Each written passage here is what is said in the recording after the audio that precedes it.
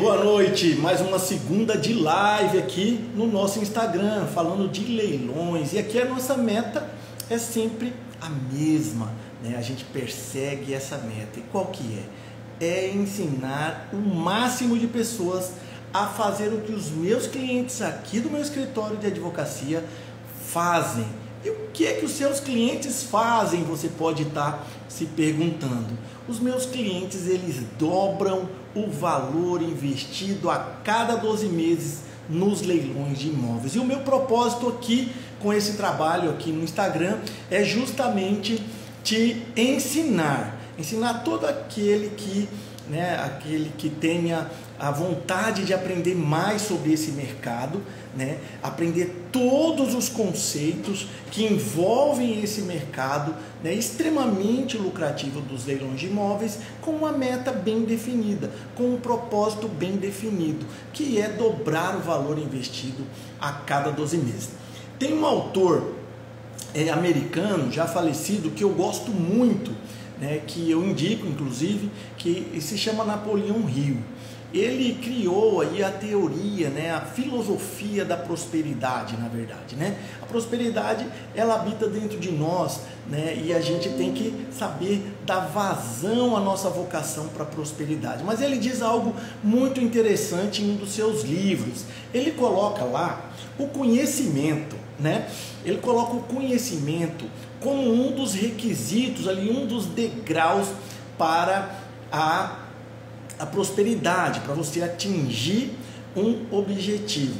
Mas é interessante que esse conhecimento, ele tem que ser especializado e ele por si só não gera efeito nenhum na sua vida. Você precisa ter, juntamente com esse conhecimento, um objetivo definido e uma vontade, né, realmente forte dentro de você de atingir esse objetivo. Então o nosso propósito aqui é te ensinar como dobrar o valor investido a cada 12 meses nos leilões de imóveis. E para isso nós temos que te passar primeiramente o conhecimento especializado nessa área. Então por isso aqui nós tratamos de conceitos, né? Conceitos jurídicos, mas de fácil assimilação. Você não precisa ser advogado para entender os conceitos que nós estudamos aqui. O fato é que um dos pilares aí da prosperidade no leilão, para que o negócio dê certo na sua vida, é você não improvisar com o seu dinheiro. É você ir para o leilão de forma planejada, né? E para planejar você tem que ter o conhecimento mínimo dos conceitos que envolvem essa modalidade de investimento. Lá na Bolsa de Valores, quem vai investir na Bolsa de Valores tem que aprender algo, né? Tem que aprender sobre mercado e aprender sobre o mercado de ações, sobre criptomoedas, inclusive como funciona todo o aparelhamento dos investimentos no mercado financeiro. Aqui no leilão não é diferente. A diferença aqui é a seguinte, entre o mercado de ações, lá, o mercado financeiro propriamente dito, e o mercado de leilões de imóveis. A diferença é apenas uma. Lá no mercado de ações, no mercado financeiro, o investidor não tem controle nenhum do risco, nenhum mesmo. Você fica vulnerável à volatilidade do mercado. Aqui no universo dos leilões de imóveis, no investimento em leilão de imóveis, você tem o controle absoluto do risco.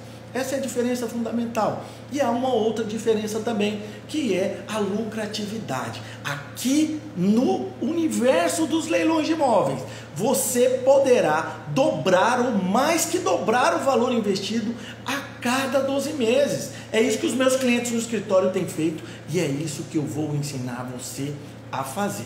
Então hoje nós vamos falar sobre um tema também muito interessante, que é a diferença entre leilão judicial e leilão extrajudicial de imóveis. E dentro dessa diferenciação, nós vamos falar de algumas peculiaridades de cada um, que desde a desocupação, as formas de parcelamento nesses dois tipos de leilão, né? E também nós vamos concluir com as possibilidades, né? As oportunidades existentes em cada um desse tipo de leilão, né?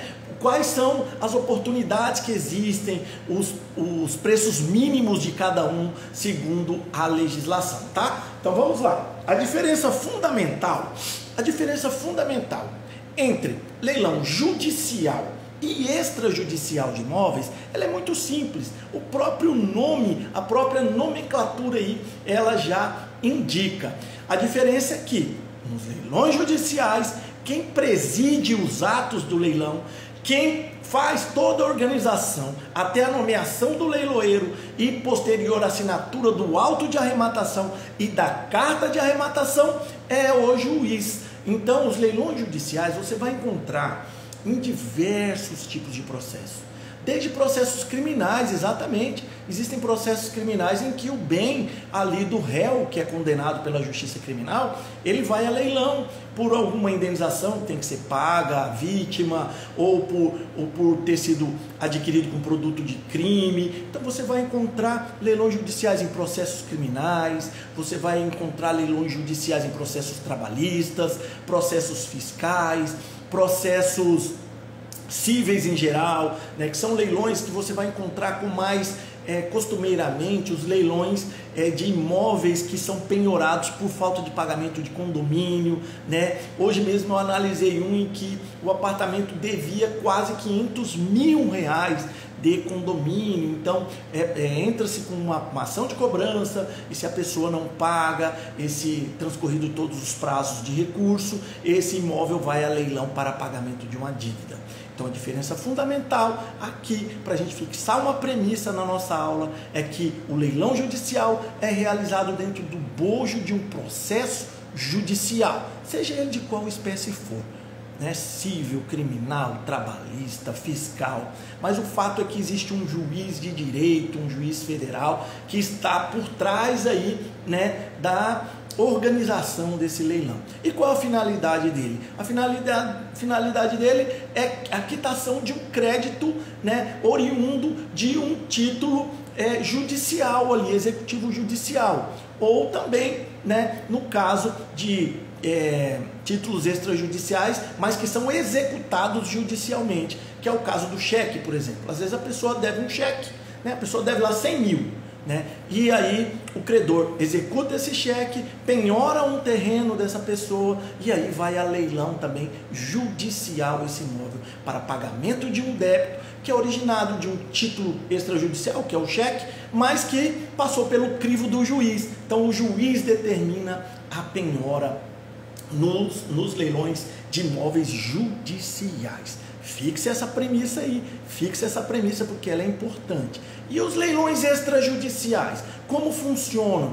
Qual é a diferença deles para os leilões judiciais? Também, a contrário senso, né, o mesmo raciocínio se implementa aqui. Nos leilões judiciais não há, nos leilões extrajudiciais, corrigindo, nos leilões extrajudiciais não há participação de um juiz. Os leilões extrajudiciais, eles não visam o pagamento de um crédito que é discutido em juízo com a presença do judiciário.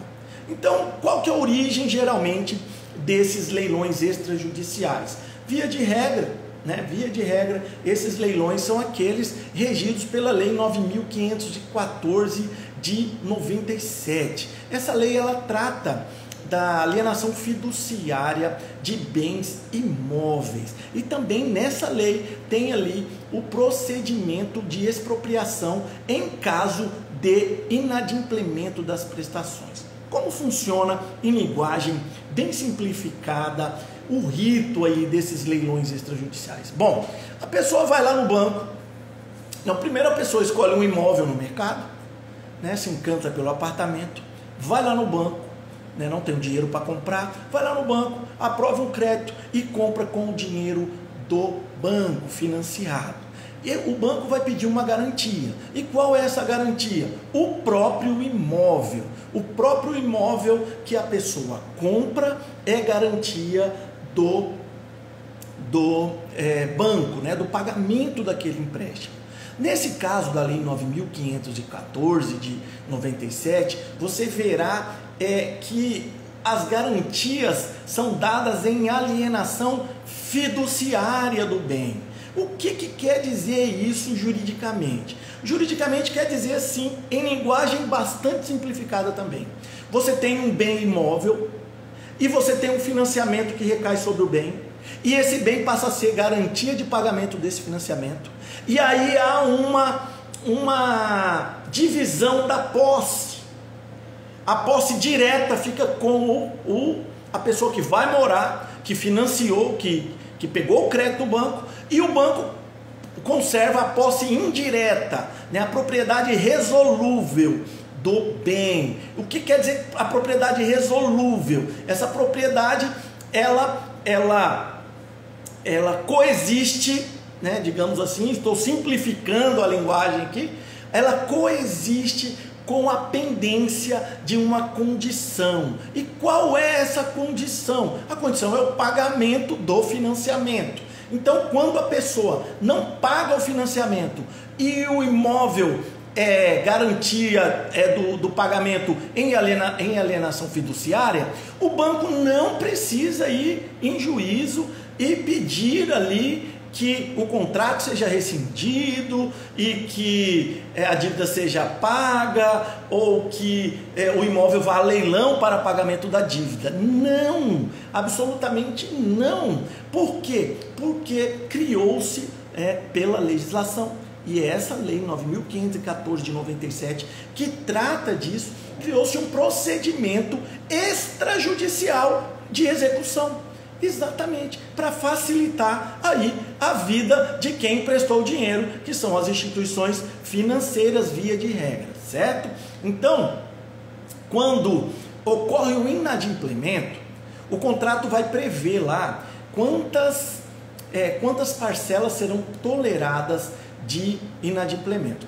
Há contratos aí, via de regra, esses débitos eles são suportados até 90 dias antes da pessoa ser notificada. Então, vamos trabalhar com essa hipótese exemplificativa. Primeiro mês, 30 dias, 60 dias, venceu o terceiro mês, 90 dias. Esse devedor, ele vai receber uma notificação extrajudicial via cartório de registro de imóveis. E a partir do momento que o banco procura o cartório para fazer essa notificação, aí já tem se iniciada a execução extrajudicial.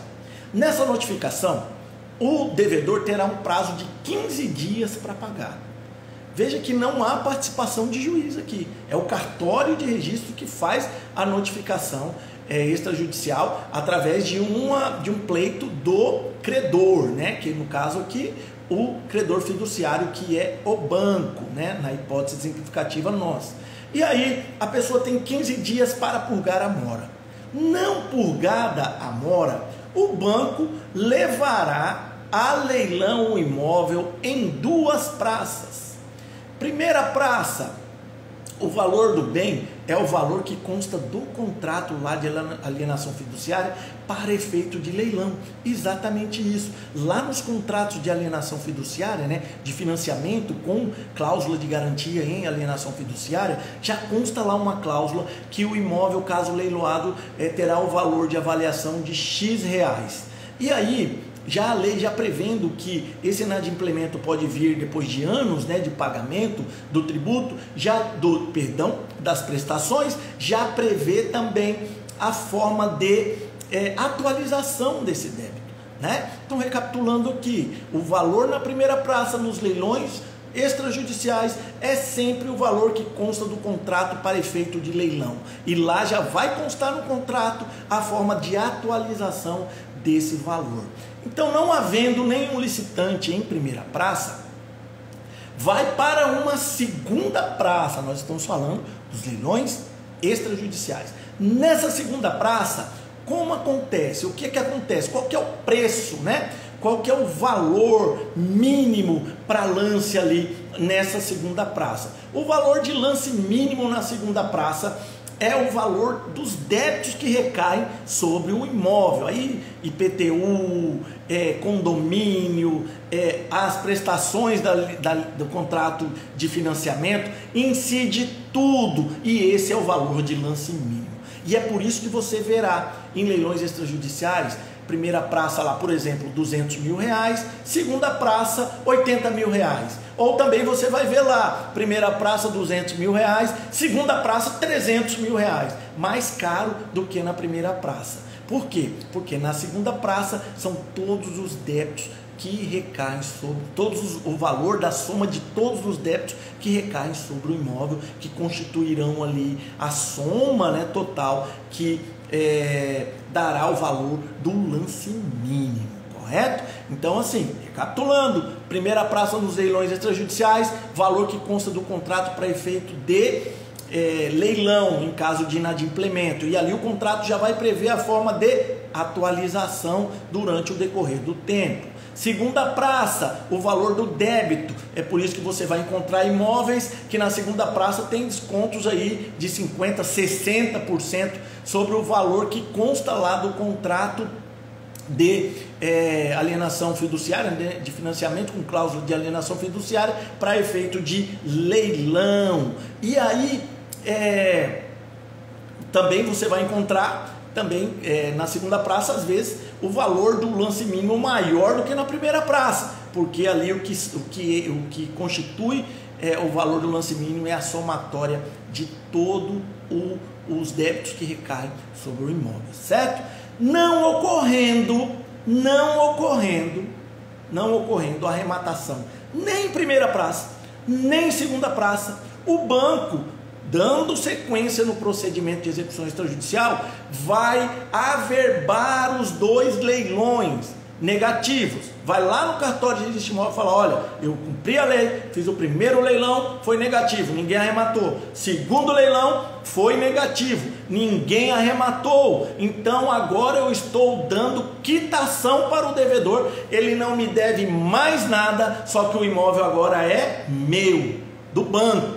Então, a partir do segundo leilão negativo, consolida-se definitivamente a propriedade em nome do credor fiduciário, do banco. E aí, a partir desse momento, o banco pode levar o imóvel para venda direta, pode levar o imóvel para leilão também extrajudicial, né, com praça única, com duas praças. Ele faz o que ele quiser, o bem é dele, é do banco. Não há mais aí a possibilidade sequer do devedor exercer direito de preferência quando há o registro das duas praças negativas, certo? Isso é importante você saber, porque se você lá, quando você se deparar com um imóvel de leilão extrajudicial e você verificar a matrícula que já tem o registro de dois leilões negativos e a quitação do débito do devedor que ocupava o imóvel, você já naquele leilão subsequente, né, em que já há o registro dos dois leilões negativos efetuado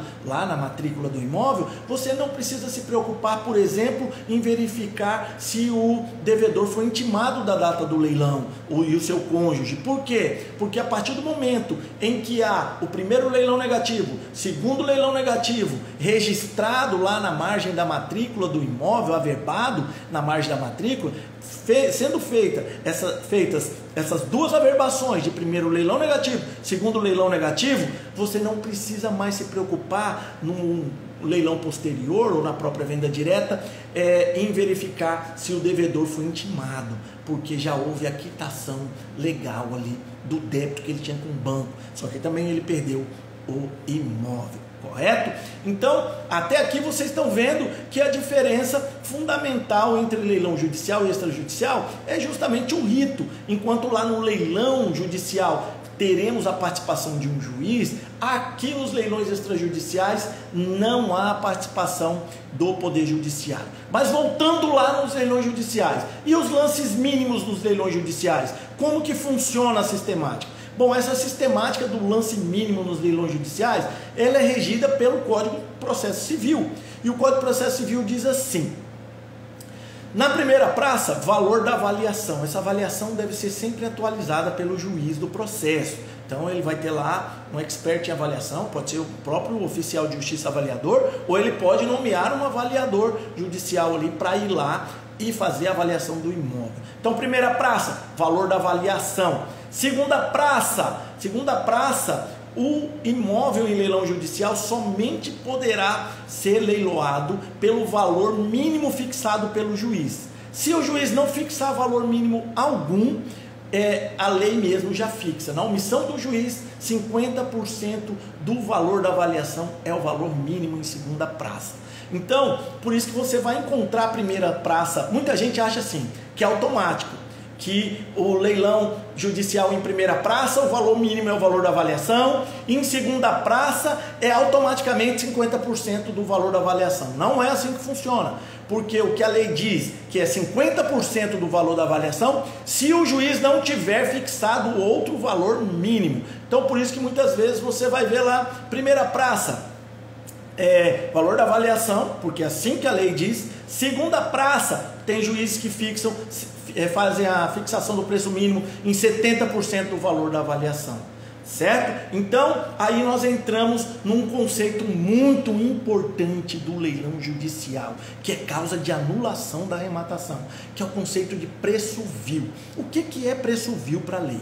Preço vil é sempre quando o arrematante paga um valor, né? O lance dele é considerado válido e depois se constata que ele é abaixo do valor mínimo fixado pelo juiz para aquela segunda praça, ou quando não houver essa fixação, esse lance mínimo é abaixo de 50% do valor da avaliação.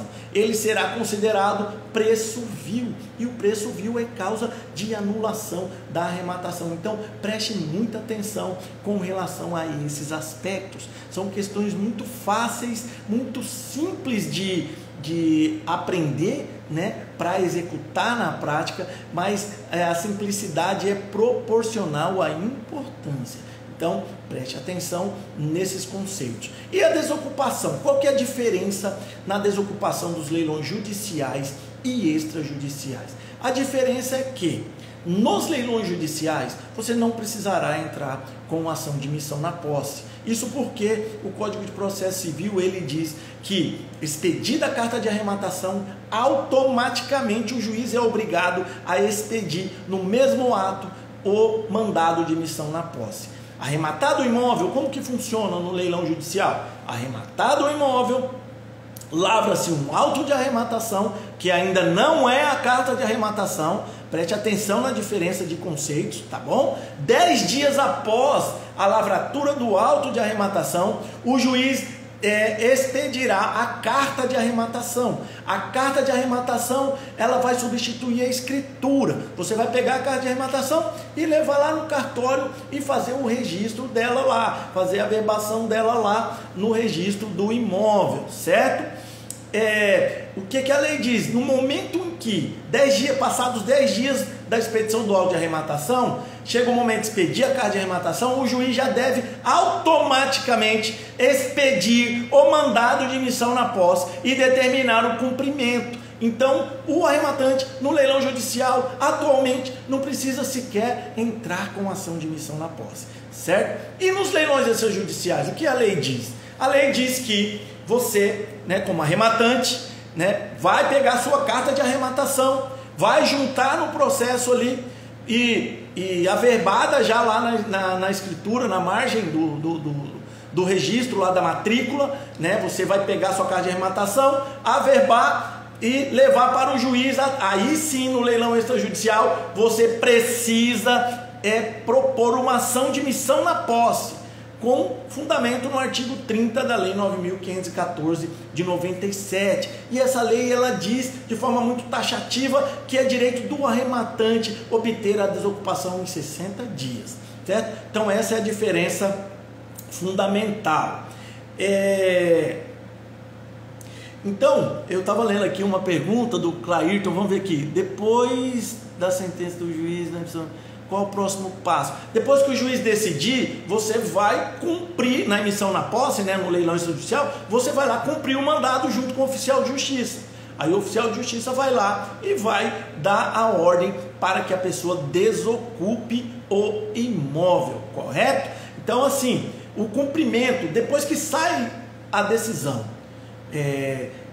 liminar, né, na emissão na posse nos leilões extrajudiciais, o procedimento daí de cumprimento é o mesmo dos leilões judiciais, através de oficial de justiça, vai até o local, né, do imóvel que está ocupado e cumpre o mandado desocupando o imóvel, certo? Então, assim, as diferenças são diferenças que são importantes de você saber, para que você, quando você for investir, você saiba onde está pisando, né? Você saiba exatamente a modalidade de leilão e qual caminho você vai ter que seguir para fazer da forma mais segura possível. Que a nossa finalidade aqui é te ensinar a dobrar o valor investido a cada período de 12 meses. Eu estou falando de você pegar 100 mil reais, dobrar para 200 mil em 12 meses, reinvestir esses 200 mil e mais 12 meses, que vai somar 24 meses, você ter 400 mil na sua conta. E depois você reinvestir novamente e não parar mais. É isso que os meus clientes têm feito aqui no escritório. E é isso que eu quero te ensinar a fazer com segurança, sabendo onde está pisando, tendo conhecimento dos conceitos, tendo conhecimento do que a lei diz, né? Tratando aqui o tema não de forma rasa, né? Perfunctória, por cima, não, tratando o tema aqui de forma aprofundada, ensinando de verdade. Esse é o meu propósito. E o parcelamento? Qual que é a diferença fundamental, né, do parcelamento nos leilões judiciais e nos leilões extrajudiciais? Primeiro, as duas modalidades admitem parcelamento. Ponto. As duas modalidades admitem parcelamento. Nos leilões judiciais, o Código de Processo Civil diz o seguinte: se você quiser parcelar, você poderá apresentar uma proposta por escrito ao juiz antes de começar o primeiro leilão ou primeira praça. E nessa proposta você estará aí limitado ao preço mínimo do valor da avaliação.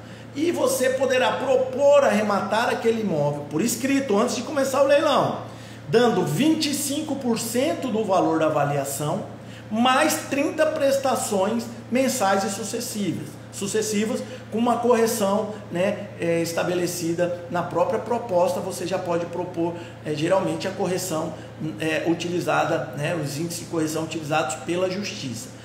Dá um valor muito atrativo para o investidor. Então veja só que a lei diz sobre o parcelamento nos leilões judiciais. Aquele que quiser parcelar poderá apresentar proposta de parcelamento antes de começar o primeiro leilão, propondo parcelar o valor da avaliação em até 30 meses, dando uma entrada de no mínimo 25% do valor da avaliação. E a lei diz também que quem quiser parcelar poderá fazer essa mesma proposta antes de iniciar o segundo leilão ou segunda praça, só que dessa vez a proposta será de parcelamento de 50% do valor da avaliação ou do valor mínimo fixado pelo juiz como lance mínimo, também em 30 meses, dando 25% de entrada, certo? Nesse caso dos leilões judiciais, você não precisa ter um crédito pré-aprovado, exatamente. Você não precisa ir no banco e pedir um financiamento. Não, você vai fazer a proposta. Se lá não tiver nenhum arrematante à vista, o imóvel é seu de forma parcelada, certo? E há também leiloeiros que fornecem a opção de parcelamento no próprio site. Quando você entra lá, você vai encontrar duas formas de dar lance naquele leilão: uma à vista e outra parcelada, certo? É importante que eu te diga que a proposta à vista sempre terá preferência em relação à proposta parcelada, isso por determinação da lei e por entendimento jurisprudencial, mesmo que a proposta à vista seja um pouco menor do que a parcelada, certo? Então tem essa preferência aí da proposta à vista. Mas tem muita gente arrematando de forma parcelada nos leilões judiciais, certo? Recapitulando aqui: leilão judicial, parcelamento no máximo 30 vezes, dando uma entrada de no mínimo 25%, sem a necessidade de fazer uma aprovação de crédito num banco, certo? Deixa eu responder mais uma perguntinha aqui, do Canto Gourmet. E depois de arrematar, se a pessoa que está morando no local não aceitar sair do imóvel, ela vai ser retirada à força por decisão judicial. O oficial de justiça, ele poderá aí solicitar inclusive reforço policial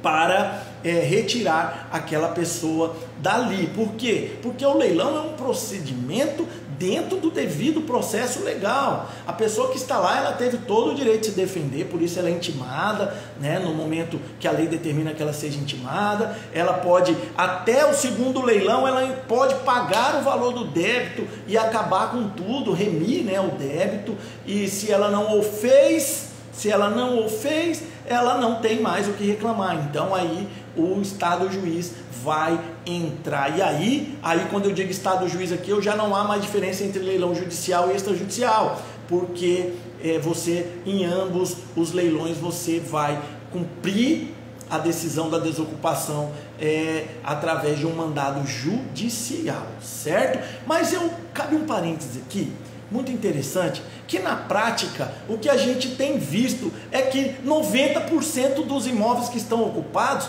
você desocupa amigavelmente. Muitas vezes a pessoa sai logo após a arrematação, ela não quer. Recentemente aqui no escritório aconteceu, nós já estávamos preparando uma arrematação que foi em São Paulo, inclusive em Praia Grande. Nós estávamos já preparando para entrar com a ação de missão na posse, quando ligamos lá no leiloeiro para saber alguns detalhes de outras questões, né, da carta de arrematação, e fomos informados, aqui a minha assessoria no escritório foi informado que o imóvel já estava desocupado. Então isso tem acontecido muito, por isso que antes mesmo de ingressar com as medidas, nós usamos aqui uma estratégia que eu também passo a você como método já testado e aprovado. Antes você sempre vai notificar para desocupação amigável e dá um prazo lá para a pessoa de 10 dias para ela desocupar, porque a eficácia dessas notificações é muito grande. O nível de consciência das pessoas sobre a legalidade tem aumentado, né, atualmente, né, no Brasil. Hoje em dia você, por exemplo, não tem mais tanto problema como antigamente tinha, né? Eu tenho 22 anos de advocacia já, então eu vi muita coisa já lá atrás acontecer que hoje em dia não acontece mais. Quer saber o que é uma coisa que era muito ruim para quem comprava imóvel em leilão, que acontecia muito lá atrás? A pessoa acabava com o imóvel, quebrava piso, destruía parede, arrancava vaso sanitário, né, destruía o imóvel, né, arrancava até fiação às vezes. Hoje em dia isso não ocorre mais, não ocorre porque a lei tem dispositivos para punir essa pessoa, para levar ela às barras do tribunal e responsabilizar ela civil e criminalmente. Então os leilões, eles têm que se tornar cada vez mais um mercado seguro, e é muito seguro. Eu costumo dizer que o único fator de risco no leilão é a análise mal feita pré-leilão. Se você fizer uma análise mal feita e entrar improvisando no leilão, você certamente correrá um risco. E a única modalidade de investimento em que você controla totalmente o risco. Os leilões de imóveis, veja bem, constituem a única modalidade de investimento existente no mercado em que o risco é controlado totalmente pelo investidor. Você não fica vulnerável à volatilidade do mercado, à surpresa futura, se você fizer uma análise bem feita pré-leilão. Diferentemente lá dos investidores no mercado de ações, por exemplo, em criptomoedas, que ficam sujeitos a uma série de fatores que causam instabilidade e volatilidade no mercado. Tem muita gente aí perdendo dinheiro, e é todo o dinheiro mesmo em criptomoedas, em ações de empresas que são mal gerenciadas, e esse risco do mau gerenciamento da empresa, ele irradia efeitos no investidor, na bolsa de valores. Aqui no mercado de leilões não, a sua análise é que vai dizer se você está jogando sério com o seu dinheiro né? Ou se você está brincando com o seu dinheiro, improvisando. Então por isso que eu sempre digo, a análise no mercado de leilões é tudo. Ela afasta, uma boa análise afasta 100% do risco.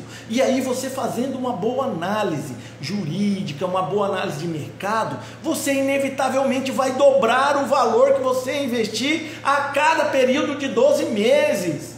E o que era investimento vai se tornar um empreendimento. Porque todo o capital que você investir, depois que você aprender a fazer do jeito certo, você vai dobrar ele a cada 12 meses. E isso já ultrapassa a modalidade de investimento e passa a ser um empreendimento. Eu tenho muitos, mas muitos clientes aqui no escritório que hoje tem já como empreendimento principal da sua vida a arrematação no mercado de leilões de imóveis. Estão vivendo a vida dos sonhos, porque não tem estresse, né? E tem um planejamento financeiro bom e consegue aí fazer, né, o capital girar em um ano aí, atingindo mais do que o dobro às vezes em cada período de 12 meses. Eu tenho aqui vários exemplos, e aqui no Instagram eu deixei um afixado lá aqui na timeline aqui, né, do Instagram. Lá em cima você vai ver, você vai lá, você vai ver, tem uns 2, 3 só afixados, tem um lá em que eu demonstro que o cliente aqui do escritório multiplicou por quase 8 vezes o valor que ele investiu em uma única arrematação. Ele arrematou um imóvel por 980 mil e esse imóvel tem valor de mercado de quase 8 milhões de reais. Aí você pode me perguntar, mas como? Como, Carlos, que isso aconteceu? Se você acabou de dizer que existe no leilão judicial um conceito de preço vil, aí que está o planejamento. Nessa modalidade de leilão que ele participou, existem 3 praças, e a terceira praça não incide o conceito de preço vil. Por isso que nessa modalidade de leilão é possível você multiplicar N vezes o capital investido. Eu estou me referindo aos leilões de processos de falência. Nesses casos, a Lei 11.101 de 2005 deixa lá muito claro, né, muito transparente na legislação, que o leilão ocorre em 3 praças. Primeira praça, pelo valor da avaliação. Segunda praça, 50% do valor da avaliação ou preço mínimo fixado pelo juiz. Até aqui tudo igual ao leilão judicial normal. Só que daí, se nem nessas 2 praças nos leilões judiciais de processo de falência não tiver nenhum arrematante, o imóvel vai para uma terceira praça. E aí o que a lei diz? Pode ser arrematado por qualquer valor, não incide aí o conceito de preço vil. Então é por isso que nesses leilões é possível você multiplicar por 8, 10 vezes que seja o valor investido em uma única arrematação. Mas a nossa meta aqui continua muito clara. Eu quero te ensinar a dobrar o valor investido a cada período de 12 meses. E se você continuar nos acompanhando aqui, você vai conseguir atingir esse mesmo resultado que os meus clientes aqui no escritório têm feito todos os anos. Eles têm dobrado o valor investido a cada período de 12 meses. Então hoje nós tratamos aqui dos leilões, da diferença entre leilão judicial e leilão extrajudicial. O que nós aprendemos hoje aqui? Leilão judicial tem a participação de um juiz sempre. Ele é realizado para o pagamento de um débito que é discutido ali judicialmente. Então o juiz nomeia o leiloeiro, o juiz assina juntamente com o leiloeiro e o arrematante o auto de arrematação, o juiz expede a carta de arrematação, o juiz determina de ofício a emissão na posse, sem a necessidade do arrematante entrar com ação. Nos leilões extrajudiciais não há participação do juiz, é uma execução extrajudicial feita por força da Lei 9.514 de 97, naqueles casos em que o banco financia a aquisição do imóvel e pega o imóvel em garantia de alienação fiduciária, fica lá na escritura, lá na matrícula do imóvel, a verbação de que ele é garantia de pagamento de um financiamento ao banco. Se a pessoa atrasa as prestações, o banco notifica para pagamento em 15 dias. Se a pessoa não paga em 15 dias, o banco leva o imóvel a primeiro e segundo leilão. Primeiro leilão, valor que consta do contrato com valor de avaliação. Segundo leilão, vai pelo valor dos débitos que incidem sobre o imóvel. E aí você vai encontrar na segunda praça imóveis com descontos enormes, mas também você pode encontrar imóveis com valor superior ao valor da primeira praça.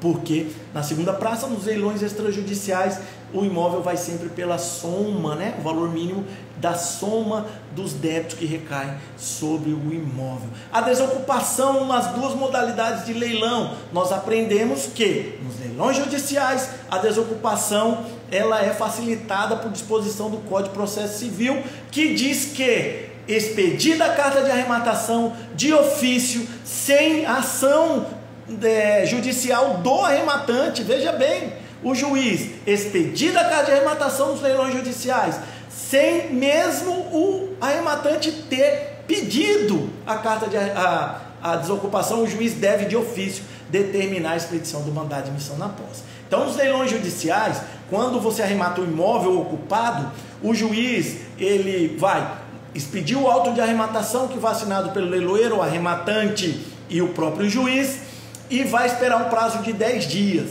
Nesse prazo de 10 dias, não havendo nenhuma impugnação, vai se expedir a carta de arrematação. E nesse mesmo ato, vai se expedir de ofício o mandado de admissão na posse, sem que seja necessário o arrematante entrar com ação. Veja como é simplificado e assegurado pela lei a desocupação nos leilões judiciais. Nos leilões extrajudiciais, a desocupação é um pouco diferente, porque nós estudamos aqui que nos leilões extrajudiciais não há participação de um juiz nos atos executórios, né? É feito pelo cartório de registro de imóveis. Então, quando você arremata nos leilões extrajudiciais, você precisa entrar com uma ação de admissão na posse. E aí a lei garante a você, artigo 30 da lei 9.514 de 97, que você obtenha a desocupação em 60 dias nos leilões extrajudiciais. Também há uma proteção legal significativa, muito forte, para arrematações de imóveis ocupados. Então, fica aqui também mais uma orientação jurídica para vocês. Não tenham medo de arrematar imóveis ocupados. Você tem toda a garantia legal, tanto nos leilões judiciais quanto extrajudiciais. Se preocupe em fazer uma boa análise documental daquele leilão, né? Analisando o edital, vendo a matrícula, né? No caso dos leilões judiciais, analisando o auto de penhora, tudo que eu ensino aqui para vocês. Tá? Ensino gratuitamente e de forma bastante aprofundada. Não se preocupe se o imóvel está ocupado ou desocupado. E a desocupação hoje é muito facilitada. Nós ensinamos aqui todos os dias isso para vocês, né? E hoje nós reforçamos esse ensinamento. E também estudamos hoje aqui como funciona o parcelamento nos leilões judiciais e extrajudiciais. Qual que é a diferença crucial? Nos leilões judiciais, o parcelamento é feito diretamente no processo. Você vai dar lá 25% de entrada e parcelar o restante em 30 meses, certo? Sem precisar pegar o financiamento no banco nos leilões judiciais. Agora sim, nos leilões extrajudiciais, para finalizar, que eu não tinha falado ainda, como funciona o parcelamento nos leilões extrajudiciais. E no final aqui eu vou ensinar uma técnica de alavancagem para você, certo? Nos leilões extrajudiciais é diferente dos leilões judiciais, o parcelamento. Por quê? Porque nos leilões extrajudiciais você precisará de um crédito bancário. Você vai financiar a sua arrematação. E aí você vai parcelar lá em até 420 vezes. Mas a orientação que eu te dou é a seguinte: leia o edital do leilão. Existem bancos que admitem financiamento de outros bancos, existem bancos que vinculam você parcelar através de financiamento unicamente com aquela instituição que está levando o imóvel a leilão. Mas tudo isso é ato preparatório do leilão, certo? É aquilo que a gente diz, planejar de forma organizada, né? Não improvisar com o seu dinheiro.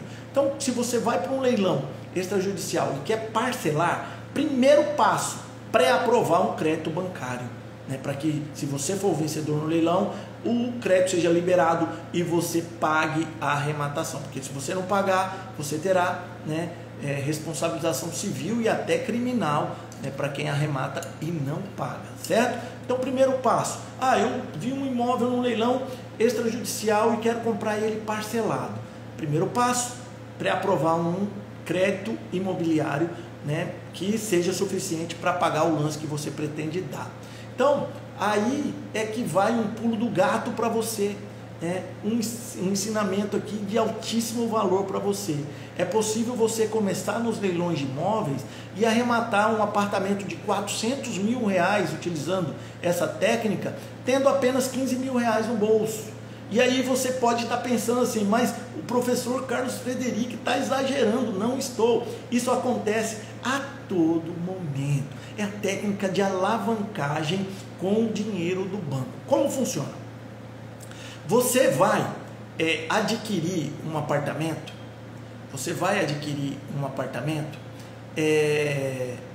num leilão extrajudicial. Muitas vezes você vai ver lá leilões extrajudiciais, principalmente aqueles que são realizados após o registro do segundo leilão negativo, com descontos de 60%, 70%. Agora mesmo a Caixa Econômica vai fazer um com desconto de mais de 80%. Então, se você compra lá um apartamento de 400 mil reais, com 60% de desconto, você vai pagar aí mais ou menos 105, vamos pôr aí com 75% de desconto, 150 mil reais será o lance vencedor. Você vai pegar 150 mil reais, financiar esses 150 mil reais, pré-aprovado já o crédito no banco. Para você financiar, você precisa ter 15 mil reais pelo menos, que é a média, dependendo, porque na Caixa Econômica é 5% só do valor do empréstimo.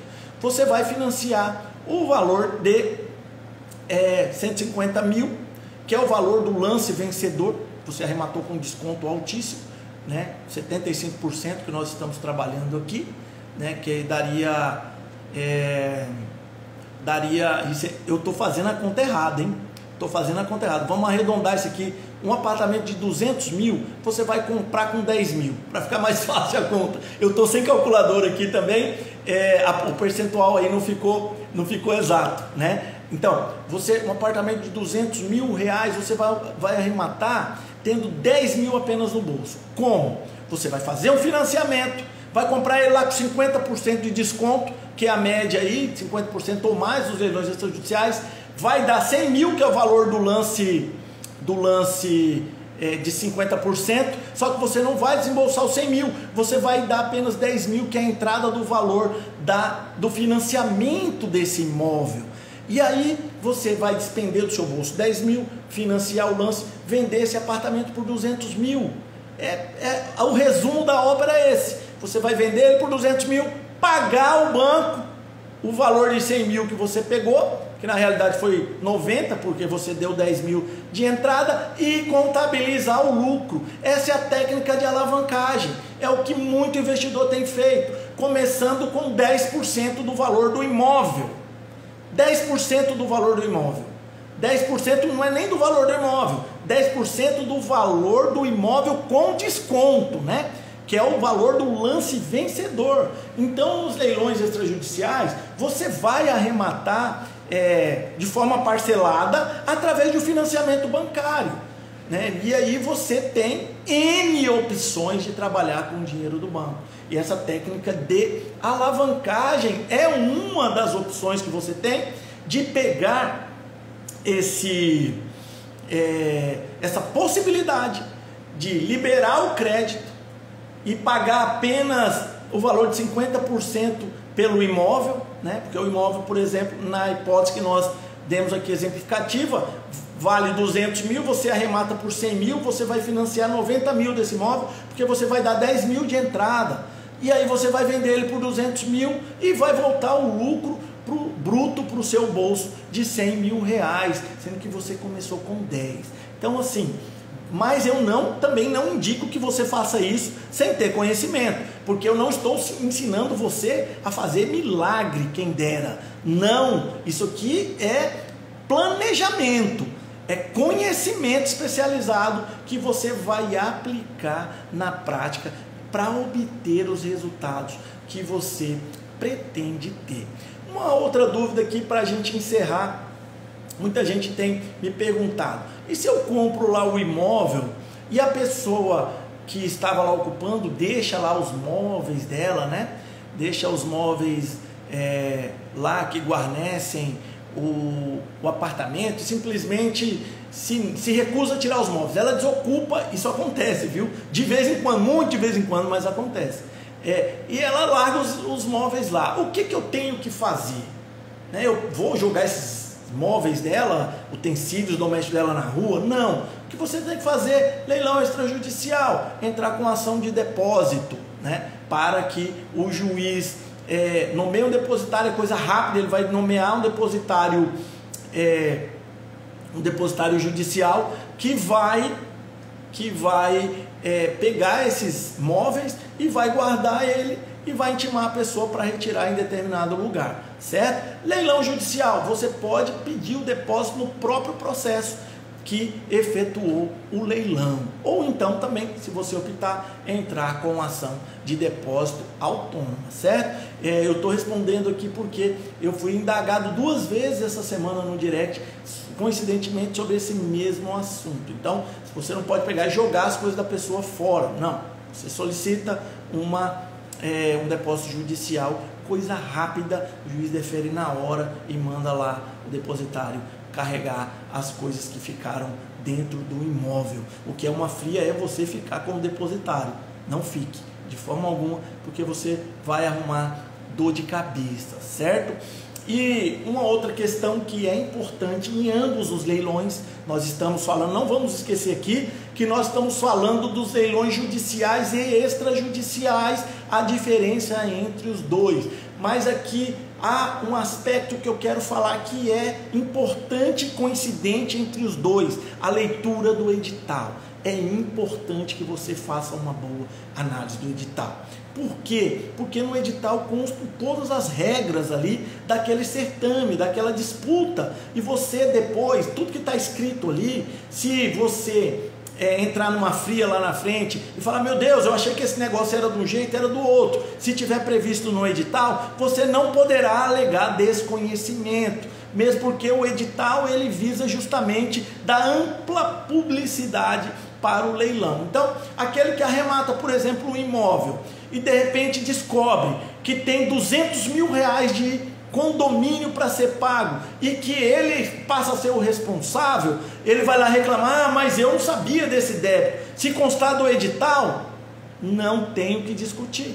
Não tem o que discutir. Você não pode alegar desconhecimento. O que está no edital constitui a regra do certame. Então analise, tanto no leilão judicial quanto extrajudicial. Um dos segredos é analisar de forma pormenorizada, bem detalhada, o que consta do edital. Se você fizer dessa forma, de uma forma que seja segura, e a segurança que você pode ter certeza que ela é proporcional ao seu nível de comprometimento na análise prévia da arrematação, se você fizer da forma correta, você não corre risco.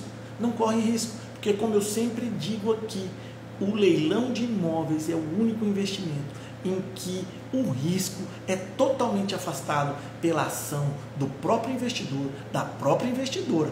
O risco aqui, está nas suas mãos, você pode controlar ele, afastando ele ou trazendo ele para você. Como você afasta o risco nos leilões de imóveis? Analisando previamente, falando: olha, eu não vou participar desse leilão porque meu dinheiro vai correr risco, eu já vi que não compensa para mim, por isso.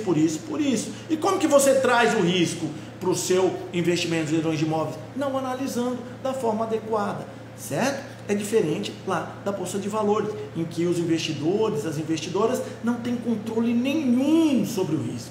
Ficam totalmente vulneráveis à volatilidade do mercado, certo? Então a nossa meta aqui é que você arremate com segurança, com consistência, que você faça da arrematação mais do que um investimento, que ela passe a ser um empreendimento na sua vida, porque ela tem altíssima rentabilidade. E a nossa meta, o nosso propósito é que você aprenda a dobrar o valor investido a cada 12 meses, investindo em leilões de imóveis, às vezes até mais do que dobrar, porque tem muita gente já aqui no meu escritório mais do que dobrando o valor investido a cada 12 meses. E aqui no Instagram, o meu propósito é sempre te passar um conhecimento denso, de alta qualidade. Não tem que é direto ao ponto e aprofundando. Eu não fico, fazendo rodeio com matéria. Eu gosto de ensinar.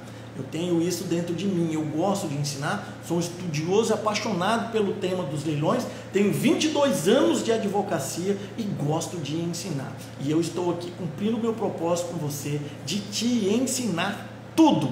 Tudo. Aqui eu tenho, tanto que eu não apago live. As lives desde a primeira que eu tenho feito aqui no Instagram, elas estão todas aqui. Se você pegar lá da primeira até a live de hoje, você tem um curso já aqui no Instagram, gratuito para você. E eu não vou tirar, eu vou deixar, porque me dá muita alegria poder ensinar. Porque eu tenho visto no decorrer da minha vida profissional, muita gente mudar de vida investindo em leilões de imóveis, começando às vezes com pouquíssimo dinheiro, outras pessoas começando mesmo sem dinheiro, através do sistema de parcerias, com investidores, que eu ainda vou ensinar aqui para vocês, que é um sistema muito eficiente também, porque se você tem um conhecimento, você pode ter certeza que tem gente que vai dar valor nesse conhecimento e que vai querer fazer parceria com você, independentemente de você ser ou não advogado. Eu sou um advogado que vivo de assessorar investidores em leilões, mas você pode ser um corretor de imóveis, uma corretora de imóveis, também um colega advogado ou advogada, ou você pode ser um administrador de empresas que gosta de investir ou que nunca investiu, mas que tem a vontade de investir. Basta você aprender, e aí você vai fazer parcerias e vai ganhar junto, porque quem tem o conhecimento sempre vai encontrar alguém que não tem tempo, não tem paciência, não quer aprender aquele conhecimento, mas quer ter acesso aos resultados que aquele conhecimento pode proporcionar. E é aí que entra essa técnica de parceria, através da formação de sociedade de propósito específico para arrematações. Eu ainda vou ensinar para vocês aqui numa live específica. E aí tem gente começando, orientada dessa forma por nós aqui, sem nenhum centavo no bolso, apenas com conhecimento e captando investidores para parcerias no mercado. O que eu quero é que você que me acompanha aqui não tenha dúvida de que o meu propósito é sério, o meu propósito é de te ensinar a dobrar o valor investido a cada 12 meses nos leilões de imóveis, viu? Essa semana nós temos mais lives aqui, temos mais uma programada, mas como eu tenho algumas matérias que eu quero muito passar para vocês, quem sabe eu dei ainda 2 lives, eu vou avisando aqui pelo Instagram ainda essa semana, tá certo? Um abraço a todos, uma feliz semana, viu? Que Deus proteja e muito obrigado aí por estar aqui na audiência com a gente. Um abraço.